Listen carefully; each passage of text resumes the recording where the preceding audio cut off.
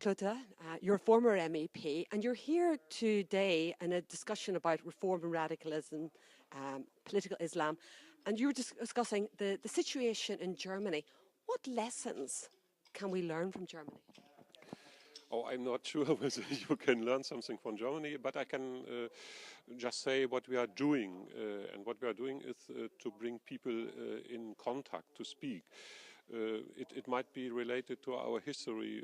Since centuries, we have a Catholic side and a Protestant side in Germany, and we had a lot of conflicts, and we learned during the centuries to make a dialogue, to organize a dialogue, and to find a solution to coexist. And I think that's the way we try to deal now with the Islamic side in Germany. It's not so new. We had an old tradition for some centuries, and therefore we, from my point of view, we have a good base for such kind of dialogues. Does Islam present challenges that other religions don't, or is this a myth that we see that it's a particular type of a threat? No, I think in Germany both churches meanwhile have a good and direct contact to Islamic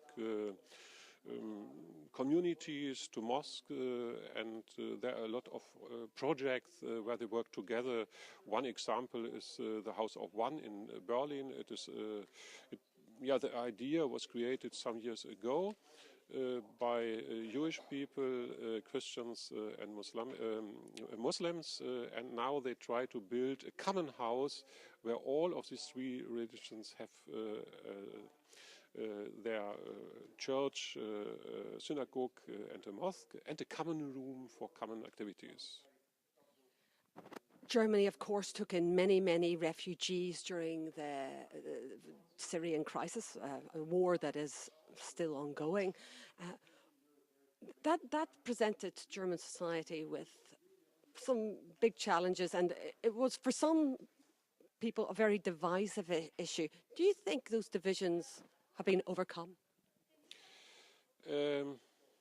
I think the problem were not the refugees.